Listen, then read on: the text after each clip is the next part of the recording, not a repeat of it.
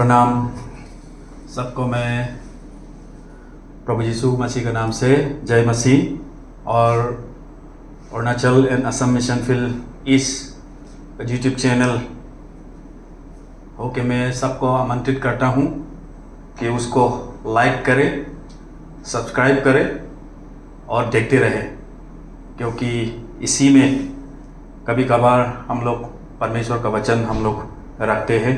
तो आज परमेश्वर का वचन मैं आप लोगों के सामने मैं रखता हूँ। परमेश्वर का वचन हम सब के लिए बहुत ही ज़रूरी है। जैसे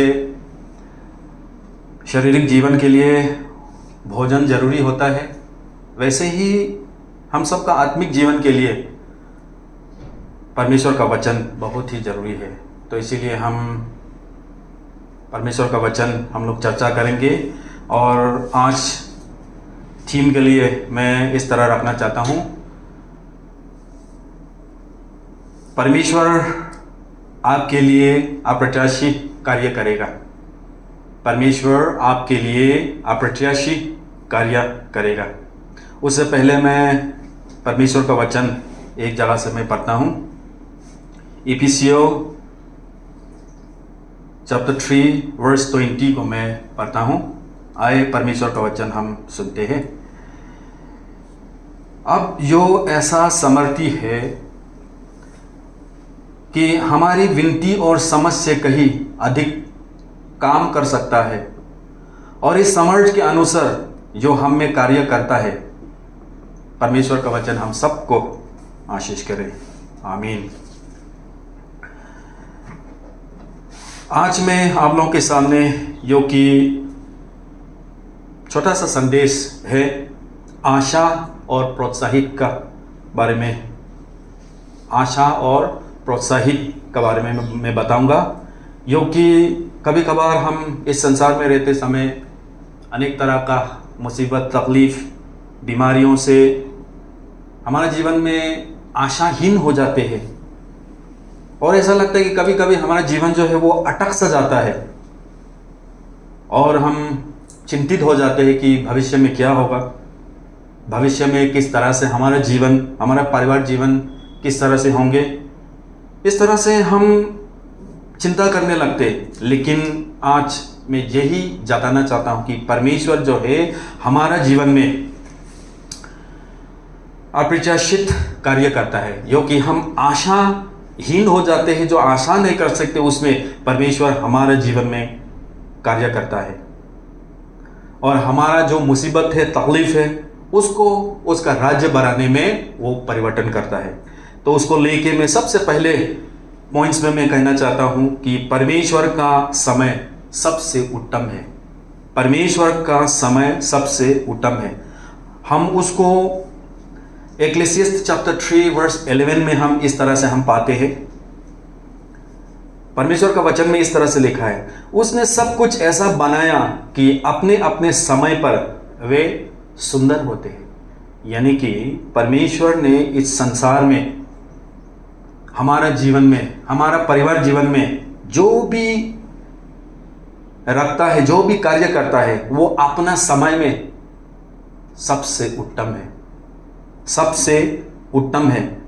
हम इंसान हो के कभी कभी हम दुख करते, चिंता करते हैं और सोचते हैं क्या होगा क्या नहीं होगा, और ऐसे करते करते हम आशाहीन हो जाते हैं। जो हम आशा करते हैं उसमें देर हो जाते, तब परमेश्वर उसमें हमारे जीवन में, हमारा परिवार जीवन में अप्रत्याशित काम जो है वो करता है। हम बाइबल में हम देखते हैं, अगर हम जोसेफ का कहानी को ओल्ड टेस्टामेंट में अगर हम देखें तो जोसेफ को उसका भाइयों ने उसको एक दास के रूप में इजिप्शियन में उसको भेज दिया था, यानी कि बिक्री कर दिया था। तो अगर हम उसका जीवन को देखने से ऐसा लगता है कि परमेश्वर का कार्य जो है, परमेश्वर उसको छोड़ चुका ऐसा लगता है, क्योंकि उसने छोटा समय में तो परमेश्वर ने उसको उसका सपना में तो बोला था कि वो उसका भाइयों से सबसे बड़ा होगा, उसका भाइयों जो है वो उसको नमस्कार करेगा। लेकिन उसका जीवन में उसका विपरीत हो रहा था। उसका भाइयों ने उसको मारने के लिए चाहा, वो इजिप्ट मिस्र देश में जाने वाला व्यापारियों को उसका भाइयों ने उसको बेच डाला।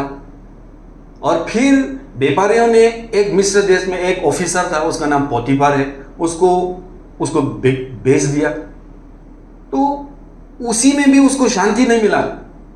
अच्छी तरह से ईमानदारी से उसने काम किया था, अच्छी तरह से उसने कार्य किया था, लेकिन पोतीफर का जो पत्नी जो है उसने फिर से योसेफ को गलत ठहरा के, गलत इल्जाम लगा के उसको फिर से जेल में रखवा दिया था। तो इस तरह से जोसेफ का जीवन में एक से लेके एक से ऐसे भूचाल आया था, फिर भी वो विश्वास में डटे रहा। हम लोग बाइबल में देखते हैं कि जोसेफ ने कभी भी उसको कंप्लेन नहीं किया, विश्वास किया सिर्फ। तो अंत में क्या हुआ? जोसेफ जो है वो इजिप्ट मिस्र देश का राजा का सेकेंड इन कमांड हो गया, मतलब राजा से राजा का राइट हैंड वो बन गया, बहुत मतलब बड़ा आदमी बन गया। तो एक दिन ऐसा हुआ जब उसका भाइयों जो है वो अकाल का समय था, उसका भाइयों जो है उसको बेच देने वाला, वो जब आया तब उसने ऐसे कहा। अगर हम जेनेसिस चैप्टर 50 वर्स 20 में अगर हम देखते तो हम इस तरह से हम पाते हैं, बाइबल में अगर हम देखते तो इस तरह से हम पाते हैं, तुम लोगों ने मेरे साथ यो कुछ बुरा करने की योजना बनाई थी, किंतु परमेश्वर सचमुच अच्छी योजना बना रहा था। परमेश्वर की योजना बहुत से लोगों का जीवन बचाने के लिए मेरा उपयोग करने की थी, और आज भी उसकी यही योजना है। तो यही कहता है कि इस लेख से हमें यह पता चलता है कि हमारे जीवन में जो भी घटना घटित होता है, हमारे जीवन में जो भी होता है, वो परमेश्वर का एक योजना होता है। इसलिए परमेश्वर का समय हमारे जीवन में, हमारा परिवार जीवन में सबसे उत्तम है। हमारा समय जो है वो परमेश्वर का हाथ में सबसे उत्तम है। परमेश्वर नहीं कर सकने वाला इस संसार में कुछ भी नहीं है। अगर हम न्यू टेस्टामेंट में अगर हम देखते हैं जी प्रभु यीशु मसीह का जीवन में, उसने ये करके दिखाया कि परमेश्वर का साथ और परमेश्वर का हाथ में ऐसा कुछ भी असंभव नहीं है। परमेश्वर का हाथ में सब कुछ संभव है। उसने प्रचार करते समय उसने ये अचंभित कामों को उसने दिखाया कि एक जगह में वो शादी में गया था, शादी में अटेंड करने के लिए, तब जो दाखरस जो है वो खत्म हो गया था।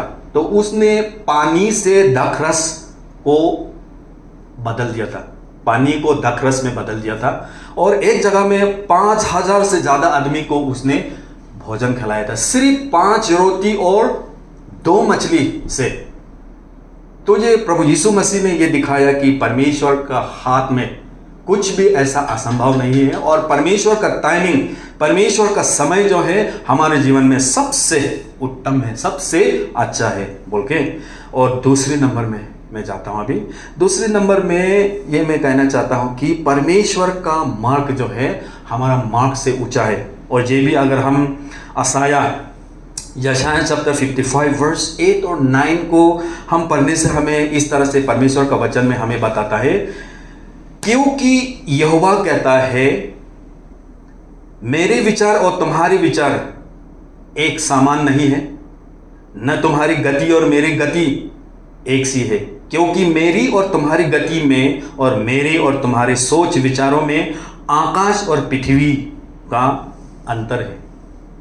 परमेश्वर बाइबल में यही कहता है कि हमारा सोच विचार और हमारा मार्ग जो है परमेश्वर से बहुत नीचे में है। परमेश्वर का जो मार्ग है वो ऊंचा में है, उसका सोच विचार सबसे ऊंचा है। तो इसलिए कभी कभी हम अपने सीमित जानकारी को लेके, सीमित सोच को लेके हम योजना बनाते हैं, लेकिन हर समय हमारा जीवन, हमारा परिवार जीवन में परमेश्वर का योजना पार कर जाता है। परमेश्वर का योजना जो है वो पार कर जाता है। जो हम सोच नहीं सकते वो परमेश्वर हमारे जीवन में करके दिखाता है। अगर हम उसको इजराइलियों के जीवन में हम देखते हैं, जब मिस्र देश से मोजेस के द्वारा इजरायली जो है वो भाग रहा था, तब ऐसे मुसीबत आ गया उन लोगों के जीवन में, जो कि आगे में रेड सी था, आगे में बड़ा नदी था, जो कि वो लोग पार नहीं कर सकता था। वो असंभव था वो पार करने के लिए, और उस समय में कुछ नाव वगैरह कुछ ऐसा तो नहीं था, तो असंभव था। और पीछे में मिस्र देश का राजा और उसका जितना भी फौजी है वो पीछा कर रहा था उन लोगों को मार देने के लिए, उन लोगों को खत्म कर देने के लिए। तो बात ऐसा हुआ कि आगे भी नदी था और पीछे में दुश्मन था उन लोगों को मारने के लिए। तो परमेश्वर ने इस तरह तरकीब निकाला कि जो नदी था, जो रेड सी बोलता है, वो जो है दो भाग में वो भाग हो गया, दो भाग में भाग हो गया, और आसानी से जितना भी इजरायली था वो उस नदी को आसानी से वो पार कर गया, दुश्मन से भी बच गया, और जितना भी दुश्मन उन लोगों को पीछा कर रहा था वो रेड सी का नदी में वो लोग खत्म होने के बाद फिर से नदी जो है भर गया था। तो जितना भी उन लोगों को पीछा करने वाला था दुश्मन जो है वो सब कुछ उसमें डूब के मर गया था। तो ऐसा ही हमारा जीवन, हमारा सोच जो है वो बहुत छोटा होता है, हमारा मार्ग जो है वो बहुत नीचे में होता है, लेकिन परमेश्वर का सोच ऊंचा है, परमेश्वर का मार्ग सबसे वो ऊपर में है। तो इसीलिए परमेश्वर का सोच और मार्ग सबसे ऊंचा है, तो इसलिए हमें घबराने की जरूरी नहीं है। कभी कभी हमारे जीवन में इस तरह का मुसीबतें आ जाते हैं, हम सोचने लगते हैं कि हमारे जीवन में, हमारे परिवार में जो बीमारी है उसको कब चंगा होगा, कब खत्म होगा, और मेरा जीवन में वो जो एडिक्शन है, वो जो हम चाहते हुए भी इस एडिक्शन को हम नहीं छोड़ सकते हैं, वो हमारा दुश्मन है। और हमारा जो भी मतलब दुख तकलीफ मुसीबतें हमारा जीवन में, हमारा परिवार जीवन में आते हैं, तो हमें डरने की जरूरी नहीं है, क्योंकि परमेश्वर हमारा साथ है, जो कि हमसे ऊंचा है, हमसे बड़ा है, हमसे ताकतवर है। तो इसीलिए हम परमेश्वर का संतान है, तो इसलिए हमें उस पर विश्वास करना है। परमेश्वर जैसे इजरायलियों को मिस्र देश के वासियों से, वो फौजियों से जैसे बचाया था, वैसे ही हमारे जीवन को भी परमेश्वर बचाएगा। और अंत में मैं कहना चाहता हूं कि परमेश्वर उसका संतानों को अनेक तरह का आशीष दे के अचंभित करना चाहते हैं, अचंभित करता है उसको। हम अगर साम चैप्टर 37 वर्स 4 को पढ़ने से हमें इस तरह से परमेश्वर का वचन में हम मिलता है, प्रभु में आनंदित रहो और वो तुम्हारे मन की इच्छाएं पूरी करेगा। साम लिखने वाला चैप्टर 37 वर्स 4 में इस तरह से हमें बताता है कि प्रभु में आनंदित रहो, हर समय प्रभु में आनंदित रहने के लिए, और जो भी हमारा मन में इच्छाएं हैं, जो भी असंभव है, जो भी हम सोच के भी नहीं सोच पाते, उस चीज़ों को परमेश्वर हमारे जीवन में आशीष देना चाहता है। हमारे जीवन में उन चीज़ों को परमेश्वर आशीष दे के हमें अचंभित करना चाहता है। उसको भी हम बाइबल में, हम हन्ना का जीवन में हम उसको हम पाते हैं। हन्ना जो एलकना का वो दूसरी बीवी था, बेचारा वो बांझ था, वो बच्चा पैदा नहीं कर सकता था, लेकिन उसने परमेश्वर पर विश्वास करना नहीं छोड़ा। विश्वास करके उसने हर साल जब भी वो यरूशलेम टेम्पल में जाता था तब वो प्रार्थना करता था बच्चा उसका कोख में देने के लिए, उसको बच्चा देने के लिए वो हर साल वो प्रार्थना करता था। सच में एक साल प्रभु ने उसको आशीष दिया, और आने वाला साल में उसको एक बच्चा, बहुत ही सुंदर और अच्छा बच्चा उसका कोख से जन्मा है, और उसका नाम जो है वो सैमुएल रखा था। सैमुएल, जो कि हम सब जानते हैं कि सैमुएल एक इजरायलियों का एक अच्छा वो नेता था, लीडर था, और एक भविष्यवक्ता था, और अभी तक उसका नाम जो है हम जपते हैं, क्योंकि ये परमेश्वर का आशीष था हन्ना का ऊपर में और एलकना का ऊपर में, क्योंकि उन लोगों ने परमेश्वर पर विश्वास किया था। इसलिए परमेश्वर उनको आशीष देके, उन लोगों ने, जो कि असंभव था, अगर हम लॉजिकली देखने से वो असंभव था, बांझ था, बच्चा नहीं दे सकता था।